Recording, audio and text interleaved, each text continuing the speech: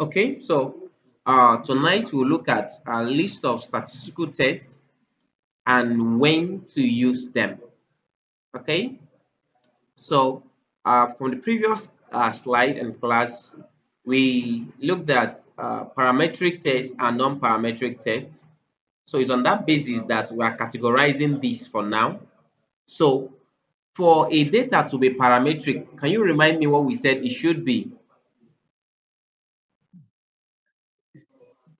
For a data to be said to be parametric, it means that such data follows normal distribution. Okay, the data is numeric. Okay, and it is continuous.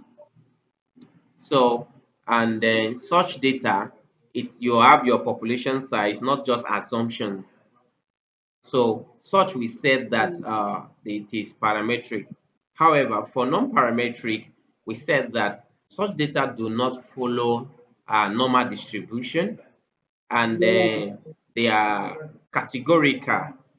Okay, they are categorical. So unlike the other one that is continuous. So now when you then have data that is that satisfy all these conditions, for instance, it follow normal distributions, it is continuous in nature, it is it qualitative now? How do you put it?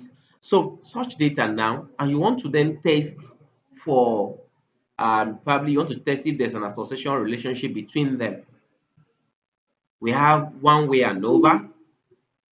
For you to use one way ANOVA, the data must be parametric. We have two-way ANOVA.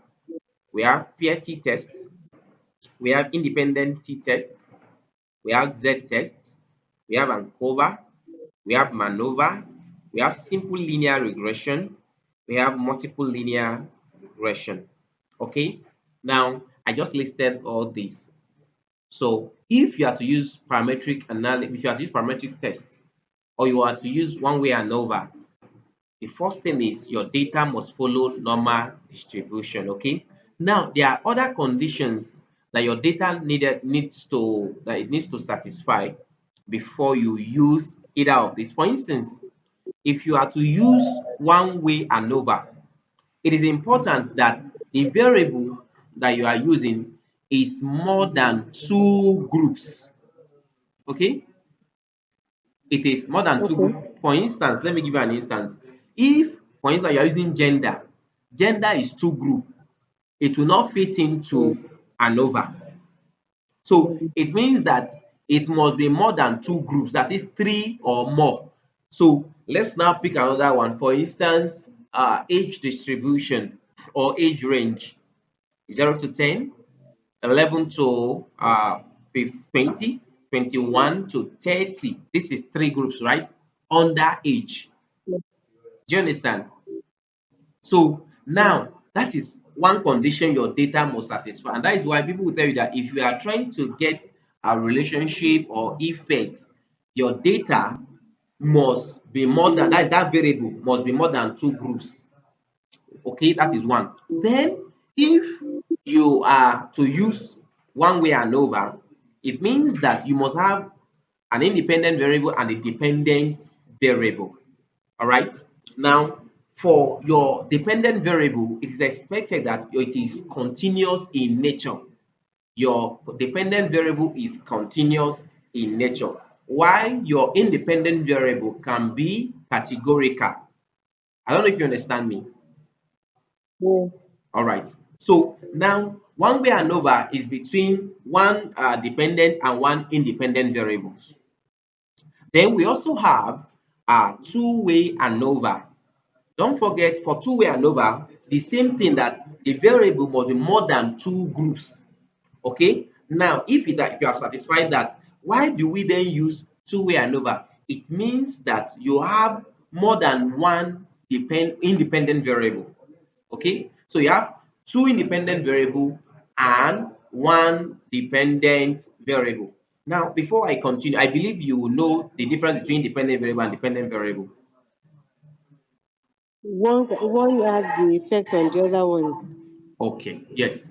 The independent variable is the one that is determining the if it's affecting the dependent variable. Okay, for those in science, they will call the dependent variable treatment group, while the independent variable call it the control groups. Okay, so now for you to run your two-way ANOVA, two independent and one dependent variable, and in turns the result shows you the interactions that do coexist between those groups.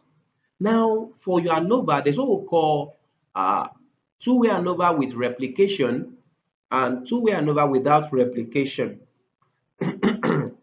Now, for those, for instance, if your work is, it will go through repetition. Let me use experimental data. Okay, you are carrying out an experiment and then you have to administer, maybe you put a quantity of chemical on a particular treatment and you observe it. You take that, okay, this is step one.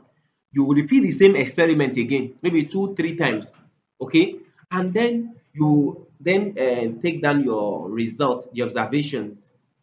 Now you have done that repeatedly, maybe one, two, three, four, five, six. Okay, so now mm, this type of ANOVA, we call it with replication or with repetition. Okay, because the experiment was carried out more than one time. okay. But if the experiment was But just for us, done once, so we said that whenever you are testing for interaction effects, you are testing for effect of the independent variable on the dependent variable, we use this. One thing with your ANOVA is that you can as well check for post hoc test. What do we mean by post hoc test? It helps you to identify the group that actually has the effect. Do you understand? For instance, the example I cited about age range, and I say we have three groups in that age range. When you run your ANOVA and it brings your result, it will not tell you that it's this particular group that is showing that has this effect. But we then introduce post hoc tests, which can be HSD, LSD, Borofeni. All these are for post hoc tests.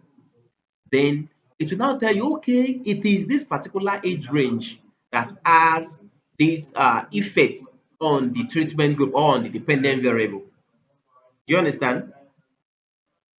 yeah, Okay. So yeah, that is that for, I just like to digress to tell you that because there's some analysis you do, you'll be told to get post hoc test. Like, don't just give us the ANOVA table. We want to see of the post hoc test. We want to see the particular group that is having this effect. And if you run it, you can be lucky that all the groups actually have effect on the dependent variable. So okay. let's move on to t-test. Now we have t-test, and t-test is used to compare means of two related groups, like significant differences. When you are testing for significant differences, okay, between their means, we use t-test. Now we have uh, one sample t-test, we have peer t-test, we have independent t-test. So I want to explain those three. One sample t-test actually deals with one variable. So you want to check if there's significant difference between the groups in that variable. When I mean variable, that is one particular column. Do you understand? Mm, Okay, so you have one particular column that you name that a feed. Maybe let's assume like the one you gave us yesterday. Maybe I would like, okay, role of AI, and it has it has items. Item one is one feed there. mm, Okay, that one is multivariant. So let's assume we are dealing with just one item and it has a strongly agree, disagree. These are different group of people. Some group agree that is there, some group opted for strongly agree, that is one group. Some other group opted for agree, that's another group. Some other people opted for disagreed, right? Then we have another people who said mm, strongly disagree. So four different groups in that items. Okay, so mm, now you want to know if there's a significant difference between their responses, those groups. So that is one sample, because you are doing just one column. That is one sample t-test. Now we have another one called peer t-test. Pair t-test means between two different variable. Now, for you to use pair t-tests, it must have the same rows, okay? The same rows and column. So it must be not that one will have 10 rows and the other one will have 9 rows. That is, they are not, they can't pair them. So for you to use pair t-test, they must have equal rows and column. Are we together, please? Yes. Then, That is when you have a it, human. yes. So they must have equal rows and column. Now, for independent t-test, it's not important that the two columns or they are equal rows. You can have one that is 10 and the other one is 8 or 7 or 9. Do you understand? So when you notice that maybe one of them has an empty cell, so you can use independent t-test. Is that okay? Okay. Yes. Now, the next one is z-test. Now, the difference between z-test and t-test is this. For t-test, the population must, or the sample size must not be more than 30. Okay? Once your sample is greater than 30, you will use z-test. Okay? Okay. So, and that is why if you have a smaller sample, you can use your t-test. But once your sample begin to grow larger, then you go for z-test. All right. So the Okay. next one under this is ANCOVA. But sorry, All right. Now we have ANCOVA. ANCOVA is analysis of covariance. Okay, and it deals with comparing means of two or more groups while controlling for covariance. Now, one thing with covariance is you have your dependent variable, you have your independent variable, and you have your covariance in it. Okay, examples that I used to give sorry, for, sir. Sorry, okay, sir. Why are we using covariance? What is covariance? yes, that I want to explain. Because I know dependent variable. Okay. Now, I want to give an example where covariance analysis used to play out. For instance, if you have a base data or baseline research that you have done before, for instance, like the other one I give an assessment, you carry out this research 5 years ago in maybe the impact of AI on employee effectiveness on organization X and Y. Then that is the first Mm. research you carried out. We have our results. Then that same this you now carry out that same research after 5 years again in that same organization X and Y. You know you're going to have under Okay. data, right? Now you want to Mm. compare your results from the first baseline research and this second Mm-hmm. one. Now, what we do is the first result there is standing as your covariance the first 5 years ago. Okay. Okay. Now, the new one you have the independent variable, you have your dependent variable. So when you are using any of the platform, either SPSS, Stata, Python, any of the platform for your analysis, you'll be asked to show your independent, your dependent, and your covariance. Now, it will then Mm. run it and tell you that, okay, after 5 years, there's a positive effect between the independent variable and the dependent variable. After, and then you introduce your covariance. Okay, let me bring it down to those in sciences. You know, in science, there's what we call catalyst. Okay, Yes. catalysts are just there That is to, yes, either to speed up or to reduce the rate special. of the speed of reaction, rate of reaction, right? So that covariant may, Mm. is just as if it's standing as your what's the name now? A catalyst to check Catalyst. is there Yes. a relationship, is it facilitated or nothing. So now we have some model. There's some model that you have independent variable, you have mediating variable, and then you have Okay. dependent variable. Have you seen such model Mediate. before? Okay, Yes, okay. mediate. I've heard about mediating. I'm also heard about moderating. Yes, we have moderating variable, and then we have mediating variable, we have independent variable, and then we have the dependent variable. Now, mediating Mm, variable is not necessarily part of the research, but it's just mm, inclusive. There was a model. This the work was done in Malaysia. The guy is done now. I guess he should collect his PhD result this December. We used the Smart PLS for his analysis last year, December stroke January this year, because we are testing a model. So it was about cloud computing. So we used TAM. Is it TAM? Technological acceptance model. That is, and he only adopted two variables there. Even though later on he was asked to expunge those mediating variables. That is passive ease of use and passive usefulness. So those two mm, variables were introduced to mediate between the cloud computing services, okay, such as the mm, technological usage and the technological facilities. They are all independent variables. Then mm, the dependent variable there was the adoptions of cloud computing and then net benefit or so. So now mm, we initially, when we ran the model, we looked for the mediating effects of those two things, passive ease of use, because they have a mediating effect between the independent variable and the dependent variable. Okay, so it's just serving as a covariant in between the two. Okay, so that is one instance. Even though that analysis, what we used was a PLS regression. That was what we used for the okay. analysis at then.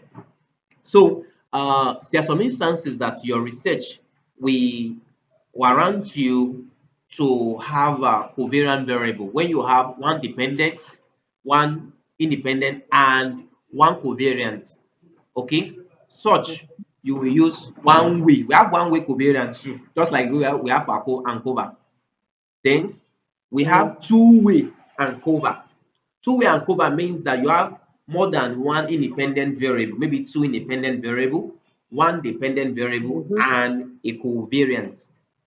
Now, yeah. just like the way we have with replication or with repetition and without replication, the same thing is applicable to ANCOVA.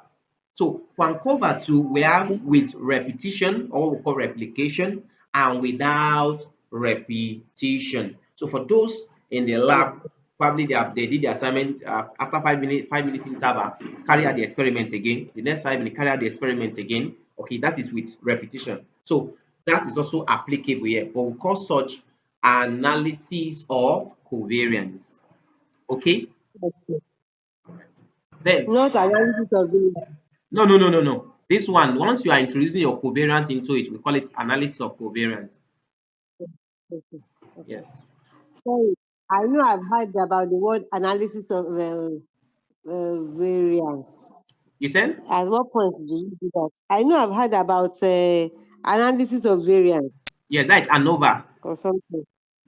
That is the Okay. ANOVA. Okay. Okay. Okay. Analysis of I get. variance is your ANOVA, the one we said one way ANOVA, two way ANOVA. That is analysis of variance. Mhm. But Okay. that Okay. is ANOVA. Doing ANCOVA means analysis of covariance. The difference between the two Mhm. is for Okay. covariance, you introduce a covariant variable into the Okay. analysis. I love it. Okay. Is that okay, please? And that is what. Okay. Yes, it's okay. Okay. Now, we have another one called MANOVA. That is multivariant analysis of variance. Multivariant analysis of variance. Just 2 or 3 days ago, one of the students from the last cohort chatted me and he was saying that he's using chi-square because he's testing for association between the demographic variables and the dependent Okay. variables. So he used chi-square, and one thing with chi-square, it will give you the association value, it gives you the p-value, okay, and then if you Mhm. want the mean and standard deviation, definitely it will also provide that for you. So but the supervisor then told him that since is independent variable, the demographics variable, they are much, not just one, that he should also introduce multivariant analysis. So he then went Ah, ahead to that. Okay. calculate for multivariant analysis. Okay, so Okay. one thing multivariate analysis does is it helps you to test for differences in means of multiple dependent variables across the groups. Okay, it helps Okay. you to But test. those multiple, sorry, sir, those multiple variances or variables, they must relate. Yes, like his Okay. own, we What have happens? demographics. What happens if they don't relate? You said What happens if they don't have any? If they cannot change? they must relate. What I mean is that, for instance, the demographic variables are all under demographic variables. They are not just ones. We have the age, we have the family size, we have the income. All these are under demographics, educational qualification. But then most of the time, sir, we don't. Those ones, they are actually not key factors in the analysis, are they? Okay, now, yes, in designing questionnaire or usually we used to tell people that any data you don't need, do not collect. Now, if you are collecting such variable, it means they have effect. You are going to use them in your work. Maybe you want to test for association between the demographic, like for Okay. instance, you want to test for socioeconomic effects on child performance. You understand? So you can Okay. bring some demographic variables in. Do you understand? So that is when you ask those. Okay. But To be able if they to are not appreciate the relevant to your difference. research, you don't need to ask them. Do you understand? Okay. I get. Okay. So Yes, I get. okay. So the if you have uh different money items like the other one we did yesterday, those rows, you needed to test it against maybe one dependent or money multiple independent variable. Okay, you can use it to test. So it will help you to test the differences in mean. Oh, is there significance between these groups and the other groups? Do you get it? If there is, it will tell you. If there is Mm. not, it will tell you. Like the items you designed yesterday, they are multivariance table. Okay, that's Okay. strongly agree. You know, it has so many items on it. Yes. So that is multivariant table. Now you can decide that I want to run a multivariant test between these groups and another group. Okay, Okay. so that is one.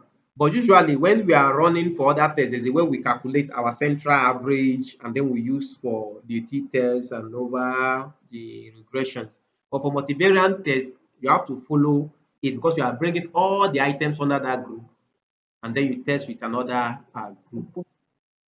So next thing Okay. is we have a simple linear regression. Simple linear regressions deals with one independent variable and one dependent variable. Okay, one dependent variable meaning that Okay. your dependent variable must be continuous, must be continuous variable. Okay, an independent variable can be categorical or continuous as well. And the Okay. assumptions that your data need to satisfy for linear regression is that it must follow normal distribution. Your data must be linear. You use ppplot to test for linear, okay? So your data must satisfy these conditions before you proceed on simple linear regression. Then we have multiple linear regression. Multiple linear regression in the sense that you have more than one independent variables, maybe one or two or Yeah. three, then you have one dependent variable, okay? Yeah. So if you have more than one independent, you can use multiple linear regression. Okay, Yeah. Okay. so that is that about this. Then let's look at non-parametric. Non-parametric, we have the following. Okay, now if you remember for non-parametric, looking at the examples of the non-parametric, we have man Watney U test. Mann-Whitney test. Okay, we have the Wisconsin sign rank test. We have the Kruskal-Wallis test. We have the Friedman test. We have the chi-square test. We have the Fisher's exact test. We have Spearman rank correlation. We have Hendertal B and C. We have Cochrane Q tests. Okay, all these, all these are Mhm. all these are non-parametric tests. Okay, now if you pick Mann-Whitney, it compares medians of two independent groups. Two independent groups. That is their medians. Just like the way you have Mm. for your t-test. Okay. Okay. So the opposite of t-test in non-parametric is Mann-Whitney. Okay. So Okay. why the opposite of one way ANOVA or two way ANOVA is Kruskal-Wallis test. Okay. Kruskal-Wallis Okay. test. So Kruskal-Wallis test compares the medians of three or more independent variable. One thing I want to take note, you see they are calling median, median, median. You know the central average for non-parametric Mm. is mean. Okay? We use mean for the Medium. central average for Mm. parametric. Okay? Why for non-parametric we Mm. use Mm. median? Is that okay, please? Mm. Medium. Okay. Okay. So now we have another test called the Wisconsin. Median is the middle one Yes, for statistics. Median, when you put the median is the middle one. yes. Mean Then is the average. yes, Mode is the most frequent. yes. I just want to remember that. Okay. Okay. Okay, Thank you. okay. So for Wisconsin sign rank test, it compares medians of two related groups. That is Wisconsin sign rank test. Then we have a pride pride man test. Pride man test compares medians of three or more related groups. Okay, when you have three or more medians of or three or more groups, we use Friedman test. Then we have chi-square, that is common among people. So chi-square is used to test for association between categorical variables. Okay. Now, uh, if your data, if if the data you are testing for, okay, can you hear me, please? I can, but though there is a discussion at your end, but it's okay. I can hear you. Okay, so chi-square is used to test for association between categorical variables. Okay, when you have two or three categorical variables and you want to test for association, you use chi-square. Okay, so and I know you are conversant with that. You see someone say to test association between variable this and that. Have you seen such statement before? Yes. Yes. Or there's Yes. no significant association between staff performance? Yeah, There's no significant effects yeah. between this and this. No. Okay, although for effect, chi-square does not actually fit in. You want to measure effect, you use your ANOVA, you use your regression. Yes. For cancer, we say it's a significant relationship. And as relationship, association, all of them, they both can fit in. But the most related is association. Okay. Yes. Okay. For So anytime cancer. you Okay. see association, what should come to your mind first is chi-square For or cancer. Fisher's Okay. exact test. There's a slight difference Okay. between the two. Fisher's exact test is Okay. used to test for association too. However, the sample must be small. But when you have a larger Okay. sample, maybe 1,000, you use chi-square. Okay. All right. But when But the more actually, most outlets, yes, when you use small sample, they don't really appreciate it. when it They comes expect to you to use when it large sample. when it comes to sample, it depends on the people you are dealing with. For instance, like yesterday work we did, if your emphasis is on senior managers. Obviously, you know that, mm, and you maybe KPNG, for instance, in Nigeria, and the senior man, those in senior manager cadre, they are not more than 100. There's nothing you can do. Highest is to say, okay, you are using mm. total enumeration instead of doing sampling size and sampling techniques, Okay. right? And then I can now use Fishman tests. That is Fisher's exact test. Okay, Fisher's exact test. Yes. Okay. So once your population, But if they are more than if they are more than 30 or 1,000, I can if, use even chi-square. even if there are more than 100, maybe 2, 3, 4, 500, you can use your chi-square. Okay, you can use your chi-square. Okay. There are some Yes. instances that your sample size around 30, 20, something like that. You use Fisher's exact test. But once the population is getting larger, then you go for chi-square. They will give you the same results. It's not that they'll still give you the same results. Okay, you have your chi-square Okay. value, you have your p-value, you have your mean value, and then you have your standard deviation value. Okay. Okay. Now, after then, the next one we have the Spearman rank correlation. The Spearman rank correlation Mm-hmm. is also non-parametric test. However, it is used for rank data, okay, and it is used to test for a monotonic relationship between two variables. You know, if you see us interpreting relationship, we said, okay, the relationship between this variable and this other variable is very strong. That is strength. If we say the relationship is very weak, we are telling you about strength. Do you understand? Mm. If we said that the relationship Yes. is q to the right or is q to the left, we are talking about the direction of the relationship. Mm. That is the if we talk about the skewness or the relationship is negative relationship, it's talking about the direction. The relationship is positive relationship, it's talking about the direction.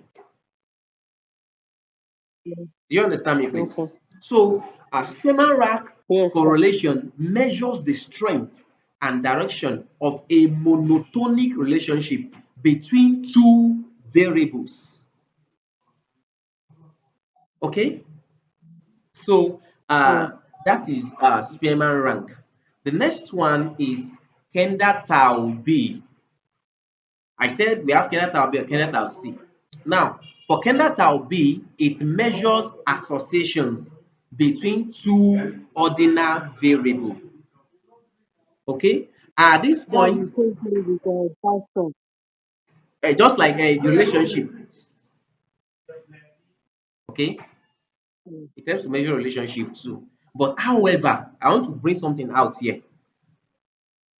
The relationship is when you have a very strong tie. When something have a very strong tie. For instance, when you rank your data, you know, when you do ranking, we have 1, 1, 1, 1. All of them, maybe the students score 90. You have three students that score 90, 90, 90, 90. Okay, all of them came first now, right? Mm. So that is a strong tie. So when you have a strong tie ranking or relationship, we use Kenda tau. Okay. Do you understand? So we use Kenda tau. Mm. So, but when you don't have a strong, when you don't have tiles, you can use your Spearman rank. Usually, both Spearman rank and Kenda tau are used to measure correlation or relationship between rank data. Like your strongly agree, disagree, strongly disagree, they are Mm. all rank data. Mm. So if your emphasis is to measure a relationship, okay, between that variable and the other variable, we advise that you use Kenda tau, either B or C, and if the tie is not, they use Spearman rank correlation. Please, do you understand? Yes, I'm trying to. Okay. Then the next one is Cochrane Q test. Cochrane Q test is used to test for differences in proportions in related samples. When you have you want to test for proportion in related samples, we use Cochrane Q tests. Is that okay? Yes. Then the next one is, oh, is this after 9 already? Okay, we're going to stop here. We can continue next week. Yes, it's okay. Once again, thank you for listening. If you've not subscribed, please do well to subscribe and follow all our content. Thank you.